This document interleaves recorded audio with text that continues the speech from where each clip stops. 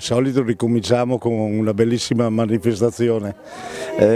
Dopo la riconferma, forse questo è uno degli appuntamenti più importanti, che è volto proprio a far conoscere sempre di più la mia Follina. Ripartiamo da qua, da una manifestazione bellissima, un grazie a tutti i miei concittadini per un risultato inaspettato, ma sicuramente che mi fa piacere, mi fa un ottimo piacere, e sono qua pronto a mettere a disposizione tutta la mia persona per far crescere ancora questa nostra Follina.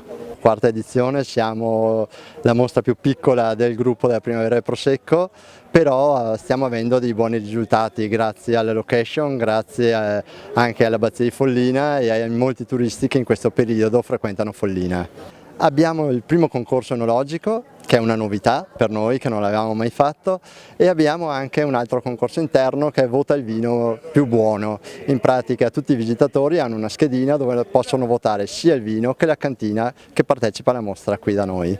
Abbiamo allestito in piazza 4 novembre un giardino, che è la nostra prerogativa di ogni anno, allestire la piazza con delle coreografie sempre diverse. Quest'anno abbiamo creato un giardino in onore di Simon Benetton, amico e scultore locale della provincia di Treviso. Era doveroso da parte mia promuovere, portare all'attenzione di tutti questo territorio dove avviene appunto una coltivazione eroica, e quindi era giusto farlo conoscere anche oltre i confini della nostra regione, perché appunto potesse diventare sempre più visitato il nostro territorio, ma apprezzato, valorizzato e appunto promosso in tutte le sue bellezze. Quindi era un dovere per me fare questo e continuerò in tutte le mie attività in questa direzione. Sì, certo, è importante esserci presenti, soprattutto perché andiamo a presentare al mondo intero ormai, diciamo, i nostri prodotti locali, quindi soprattutto il vino, ma non solo il vino in questo caso. Qui abbiamo Belborgo, abbiamo anche altri artigiani, altre attività, la gastronomia fa